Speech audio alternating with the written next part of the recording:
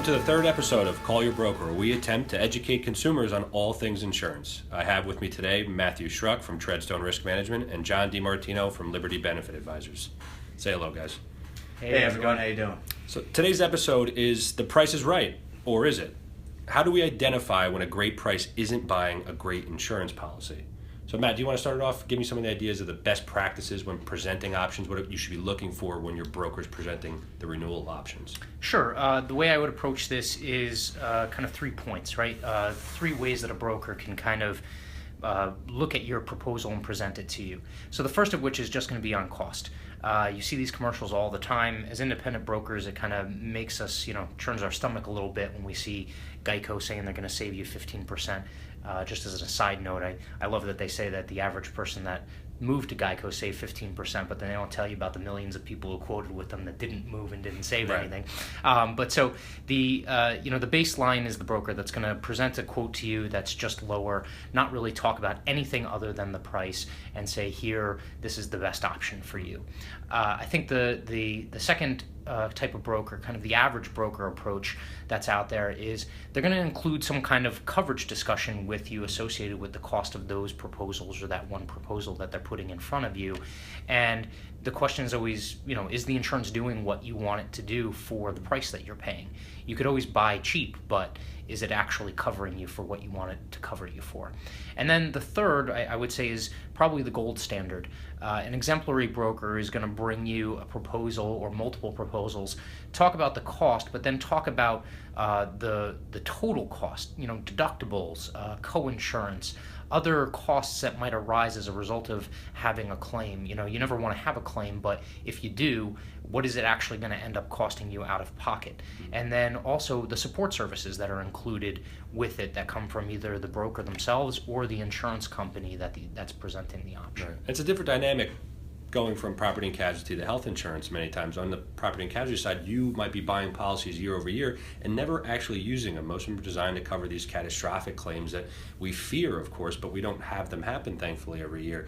Whereas on the medical side, it's more of a use policy, right, John? I mean, they're going to be using it frequently, so you can feel differences in the policies and the changes you've made pretty quickly at renewal. Absolutely, Giovanni. On the benefit side, we really see those types of brokers, but more so, we see kind of the first two. So shopping around just based on cost. Did I get a lower rate? But as we know, in the New Jersey public sector, on the benefit side, we have to do an equal to or better than match, right? So most brokers will talk about, did I get the number, and is it equal to or better than what your current benefits are, right? And that's in many ways the standard in this marketplace. But what we're seeing less of, and what we need to see more of, is focus on strategic values, right? So yes, I got you the number that you needed, and yes, I matched the benefits, but where do we go from here? Is that the only type of cost control that we have? We match the benefits and we match the number. What happens 3 years from now? What happens if we have a bad year? An exemplary broker is going to focus on strategic initiatives to help bend that cost curve over time. So there's a huge difference between broker number 1 on cost and broker number 3 on cost and value, for sure. So something I think that gets missed a lot of times is insurance, the way that it renews. The renewals are a percentage, right? It's not based off of a flat amount of money. And so even if you go off of a low starting point, that low starting point might have large percentage increases in year 2, 3, 4, or 5. You might start a little bit higher and then be able to predict or reasonably expect that you'll have lower percentage increases in the out years, and that might actually mean that you're ahead in 5 or 10 years. Is that right? No, absolutely. And I think we really touched on a bigger point there, Matt, is cost versus value. I think that's a huge issue that the marketplace faces, right? Because we want to go as low as possible. We don't want to pay more money than we absolutely have to. But I think in New Jersey, anyway, there's been a few examples where maybe that came back to bite some people. I actually have an example of that happening in the New Jersey public sector. We were going out a few years ago and talking about switching one of our school districts on the commercial package side to a larger joint insurance fund that had a better host of policies. The coverage was broader, and the premiums, though, were almost identical. The current incumbent was going to be about the same amount of money. And we all know that when things are exactly the same, prices are the same, all things being equal, the reason to leave is almost nil. But when the coverage is better, and that's a job of the broker to convey how much better that coverage is, that's when we can then have somebody move for the same amount of price. So in this instance, there was a large deductible on their flood insurance policy if they had been with this new larger insurance group, right? So we're talking about $500,000. They were buying a government policy for their flood risk, and with their current carrier on the property side, there was no flood coverage over that $500,000 that they were given from FEMA. So if they had moved to this new program, they would have had $10 million go over that $500,000 worth of coverage there. So they'd have $10.5 million worth of coverage. The decision ultimately was made because the premiums were the same, and the broker in that instance had not done the job of conveying why this newer product was such a better place to be, that they ultimately stayed with the incumbent. A claim ends up happening. It was about $1.5 million, about $1.3 to $1.5 million, and $500,000 was paid out by the FEMA flood insurance, but the rest of it was borne by the school district. They took that one essentially on the chin, whereas had they had been and made that move 2 years earlier when they had the ability to, the entire claim would have been covered. So it's just one instance out of many that I've seen over the years of not getting enough education at renewal time to make an educated decision, but one that was ultimately going to benefit the district, even though there was no cost savings whatsoever. So that decision to price being equal, not make a change there, ultimately haunted this school district. I think on the topic of coverage, value versus cost, and what that means in terms of the coverage that insurance provides. The way I think of insurance is kind of like, if you're a business owner, if you're a public sector administrator, you're kind of like an acrobat, right? You're always kind of balancing requirements and different job duties, and the district is continuing to operate doing what they're doing, but if something goes wrong, they basically fall off the high wire, right? Or they fall off the swing, so to speak. So insurance is kind of the net. If you buy cheap insurance, it's like buying a net with holes in it, right? So you do have a little bit of safety underneath you, but it really stinks when you fall through the hole and that insurance that you had expected to cover you doesn't cover you. The best option is when you can find that real sweet spot between price and coverage, so that net has no holes in it, and on top of that, whoever's providing that net, either the broker or the insurance company, is also providing you with some other services. I mean, you wouldn't go up on the high wire without without any training or without any safety equipment. And who was the Pablo Walinda who used to do the high wire? He always had the stick, right? He always had the stick, right, to balance. So maybe your net comes with a stick, basically, to help you balance and keep you from falling off the wire. And what is that? That's a strategy, right? So the strategy says to do that as a means of balancing. And another great example of that, I had a district that I had went out to a couple of years ago, and cost is always the first thing we're talking about, but we budgeted a number and we came underneath that number for the renewal. However, the way we spend our dollars is just as important as the ultimate price of the policy. So I go out there and I realize that their errors and omissions policy, the limit of liability, was one of the lowest I've ever seen in a district. It was just $1 million. We have districts that carry 50, 60, and $70 million of total liability limits in these areas. They had $1 million they were running around with, and you could easily exhaust that through claims expense, defense of it, and then ultimately the payment. So what I figured out was they had funded the deductible of their flood insurance policy, which was $10,000. It was an enormous amount of money. They had bought an NFIP, a government flood policy, to basically fill in the gap from $1,001 to $10,000. It essentially was very cheap, about $1,000 to cover, one building's worth of $9,000 worth of coverage. It was not the smartest way to deploy your insurance dollars. The amount of money that it cost to buy that underlying policy, we ended up spending to buy an additional $2 million in errors and omissions liability coverage. So that's the difference between saying, all right, first we're going to look at price, but then we're going to say, how are we spending our money? So if we can't get a lower option, are there ways to deploy our dollars in a more efficient fashion that ultimately provides greater protection at the same amount of money that we were already going to spend? Right, and it's interesting. We talk a lot about not having enough coverage, but what if you have too much? Can you have too much? And on the P&C side, maybe not, right? Everybody has their own individual needs, of course, right? So getting to know the person, the employer that you're speaking with is incredibly important. But on the benefit side, very, very easy to understand solution, the Direct 10 plan. Provides literally the best money the best benefits that money can buy. But if I am a 26-year-old student who just got off of my parents' health plan and I've seen the doctor one time in the last 3 years, do I need to pay $8,000 of my $40,000 salary in order to have the Direct 10 plan? And if I am doing that, that raises the question, why?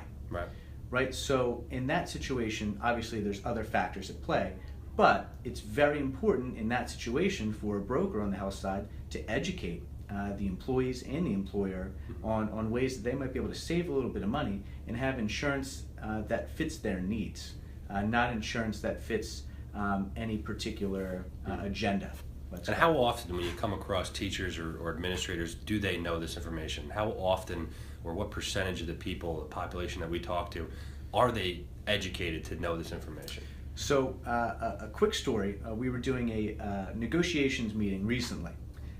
We went in, we did a full-blown educational presentation. We weren't really there to negotiate anything down, but we were there to say, listen, this is how you can save a little bit of money out of your paycheck, and this is how the people you represent can do those same things. And we're not telling you you need to change your base plan, but for some of you, it may be in your best interest to go a different route. So we went through a few different cost scenarios, and one of the women on the negotiations committee, this was I think it was her 5th or 7th negotiation, something, she's been around. Right. And she looked us dead in the face and said, no one has ever explained this to us before. Right. How is that possible? In 21 or 25 years, however long she's been there, not one person has come in and just explained how benefits work, right, and how what saves money, what costs more money. And that's a shame, because there's some very, very simple things that we can do to place more appropriate coverage right, in the hands of those people. And why doesn't it happen? So one of the reasons why I think it doesn't happen is first of all, it's work for the broker, right? He knows what his commission structure is or his payout on a specific account, and every hour that has to be spent, of course, is going to eat into that dollars per hour in his mind. But what the other part that's more important, in my opinion, is he might have done that work, that education piece, a couple years ago with this school district. But what happens with our boards of education? They turn over, just like the administration might turn over, our boards of ed members might turn over. And that same bit of education has to continuously be done, because if it's not, the people that we felt like we educated 5-6 years ago might no longer be on that board anymore. And we have a new group that needs that same either hand-holding or education piece in order to make that decision as educated as they did 5 or 6 years ago when maybe he made that effort. And I think something that goes back to kind of those original best practices that we talked about is a good broker is really going to almost resell the account every single year. Right. There should never be an assumption that they're just going to hold on to the business. Sure. Insurance is typically written on a 1-year basis. There are some exceptions, but more often than not, it's a 12-month policy. And so at the end of that 12 months, gives that board or that administrator the opportunity to reevaluate where are we and what's our best option going forward. That education process has to happen every single year. And what's funny is in our line of work, there's actually no requirements. There's no legal requirements that we actually come in. I mean, it's very amorphous. They require us to be professional and act in a professional and ethical manner, but there's nothing really laid out. If you look at something next door to that in terms of financial purchases, buying real estate is kind of analogous to this, right? A lot of people look at a real estate purchase and they don't either, they think about just the purchase price, or they're astute enough to ask, all right, well, what are the other things that go into it, right? I mean, how many people sit there and think about winning the lottery, and then they say, oh yeah, I'm going to buy a $5 million house, and they never think about paying the taxes, the closing costs, the utilities, and what is upkeep. That? That's total cost of ownership. That's right? the total cost of ownership. And for some reason in insurance, a lot of people don't make that connection, right? They just kind of think of the cost of the insurance at face value, and then they never ask the follow-up question. So it's our job to almost answer that question without them even asking it. And so, like, when we talk about that total cost of risk or total cost of maintaining your health insurance or your health, John, what does that really mean? What are we not thinking about when we think about, all right, here's my bill for my premium, this is my cost now as a result of it. What am I not thinking about that also is going to play into the total cost? Right. So when we're working in the New Jersey public sector on the health benefit side, there's so much emphasis on the level of benefits, right? But if you are an employee in that sector, you have two ways that you could be on the hook to pay money. One is at the point of service, so I go to my primary care doctor and I pay a copay, right? Usually $10 or $15. Yep. The other way is, in the much more expensive way, is out of my paycheck every month or every 20 weeks, whatever it is, I'm paying a certain amount towards that premium.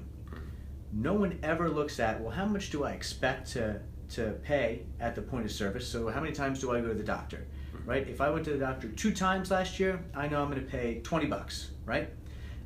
But I am paying out of my paycheck maybe $5,000 or $6,000 a year so that I can have a $10 copay if I go to the doctor. If I'm somebody who's maybe single and paying that much money, and I know I'm just going to go twice, and I don't really have any underlying health conditions, why wouldn't I buy a policy that maybe costs me $2,000 out of my paycheck, right, and maybe it costs me $40 2 times to go see a primary care physician, but I just saved $3,000. Right. And that part, not knowing that piece, is usually what we come across. The average person we talk with doesn't understand that, but they can, and they usually do quickly once it's conveyed to them. It all makes sense, mainly because it's just simple math, right? We're just saying here, your most expensive part of your insurance policy is those first couple dollars. So if you're not using it, you're paying for it, and it's essentially wasteful. You can remove those dollars from that policy, making yours much cheaper to pay for. And then if you need to deploy those dollars later on as a result of a copay or a deductible or retention or co-insurance, you can, but you understand that you're relatively healthy, and that requires, though, some bit of work on the employee or the business owner, right? And if you don't do that, or you're not willing to do that, what ends up happening is you usually fall into just paying more for your coverage as a result of not wanting to take on the effort it will eventually incur to make a more educated decision with the way you purchase it. So Matt, what is that like on the P&C side when we talk about the total cost of risk? John's speaking about co-insurance and co-payments. What are we talking about also on the P&C side? So on the P&C side, we have similar structure with property insurance. So property has typically a deductible and maybe a co-insurance cost. For anyone who's unfamiliar with that terminology, the deductible is what you have to pay up front, right? So if you've ever had an auto claim where you had to have your car worked on, and the insurance company says, all right, that's $5,000 in damage, we're going to cut you a check for $4,000. They're expecting you to pay the other $1,000, in addition to what you've paid them in insurance premiums.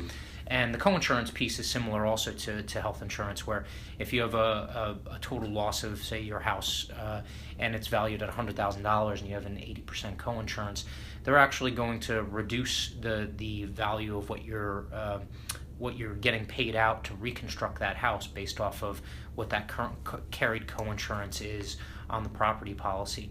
So the other areas that you can look at, and I don't want to get too far down the rabbit hole, but we talked about flood insurance before. A big consideration with flood insurance is how the loss is valued. And so, a flood policy can value a loss at actual cash value, or ACV. It could also value a loss at something called replacement cost, or RC. Actual cash value is what people are used to when it comes to, all right, I'm going to resell my car, what's it worth?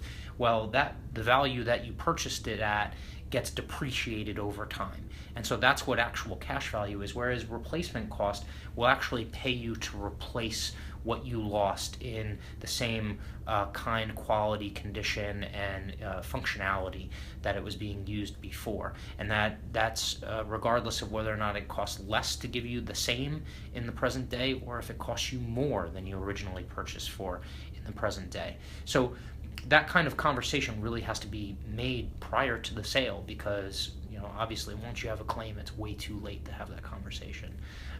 So yeah, that's one of the best practices. I think I would sum things up, sum this topic up with, is hold your broker accountable, right? Make sure that they're just not showing you a dollar figure and you say, okay, that's great. ask them some questions, do some due diligence, because at the end of the day, they're supposed to be professional, they're supposed to be looking out for you. But you know what? Whether it's inadvertent or it's conscious, sometimes they're going to fly by some of the details, and the devil is in the details, because when the house is already burned down, when the building is already flooded, it's way too late in order to sum that up and fix those gaps. And we've talked about policies, we've talked about employees and how much they're paying, but I think one of the other topics that gets talked about probably not enough is broker commission. Sure. Right? Because it's very easy for somebody to low bid an RFP in order to find a way to get in there. Right. But is that right? Sure. Are they providing the same services? Or on the flip side, if you have a broker and you've been with them for 30 years, do you know how much you're paying them? Right. Do you think they're earning that keep? Right. Or is there something better out there? And I think those are things that maybe don't get addressed enough, and that maybe people just kind of overlook. Oftentimes, even though you legally have to disclose your commission in New Jersey, do you know how much you're paying your broker? Sure. Have you asked? And what's it like on your side as far as the commission structure and that price competition? How does it look on your side? Because it's a bit different on ours. Sure. So in our marketplace, we're seeing a few things. Let me take a step back. In other marketplaces around the country, we're looking at a switch from a commission basis to a per employee per month basis, right? So you get paid a flat fee based on how many people you represent. New Jersey's still on a commission basis for the most part. And that's in not just public sector, private sector, and pretty much every market segment. But what we're seeing is price becoming a more important part of the RFP grading rubric. And we're beginning to see some business administrators who want to introduce a flat fee to make it a little bit more transparent. So instead of them paying their bill every month and then us getting our commission sent to us by the insurance company, they want to send us our commission check themselves, kind of like the way they would pay an attorney. And it makes sense because it removes a bit of that moral hazard, right? If you are getting paid as a percentage of the premium, where is your incentive to ever do anything to reduce the premium, right? Because you're essentially effectively reducing your own take-home member, and that by able to do that, you're able to keep your broker honest, and it creates that competition where they're saying, okay, I no longer compare or care at all about what the premium increase is going to look like because I know what my number is that I'm taking home regardless. I'm just going to compete against them on who is the better broker. Right, and I'll give you a prime example. If you're a health insurance broker and your client gets a 30% increase, do you deserve a 30% raise? Absolutely not. Has the work went up, right? I mean, the employee count is still the same, right? Right. So that fee measurement that you were talking about, that totally is based upon the amount of work, right? So let's say if you were a school district and there was a regionalization of 2 or 3 schools and you took on a larger bit of work as a result of the increased employees, there would be more work, right? So absolutely. More pay for more work. But in the event of it just performing poorly and having a large increase, the actual work itself may not have went up at that same time. Well, I think everything's also relative. I think what we went through with implementing the Affordable Care Act, I think what we've gone through after Hurricane Irene and Hurricane Sandy with the hard property markets, it's all relative, right? So the amount of work might actually go up with that additional 30%, right? That broker might have had to bust their rear end in order to go out and get 20 different quotes, and that 30% increase might actually be a good proposition versus all of the rest of the opportunities that are out there. And that's another thing that I would say is once you get to the table that the proposal happens at, if there is bad news, first of all, your broker should be telling you ahead of time, right? They should be setting the table for it. But the other thing is, all right, are you bringing me just one quote and telling me that I have to pay 30% more, or justify it? What other insurance companies did you go to? What did they say? What kind of price did they put out there? Because at the end of the day, especially in the public sector, you have to rationalize to the taxpayer why they're paying what they're paying for what they're getting, right? Of course. And then that kind of leads me to one other point is there's a certain level of salesmanship that also has to happen on the part of the administrator, whoever the representative is at the public meeting, right? When you have another broker come in and lowball their fee and they're going to charge $5,000 or $10,000 less, the public just sees that lower amount.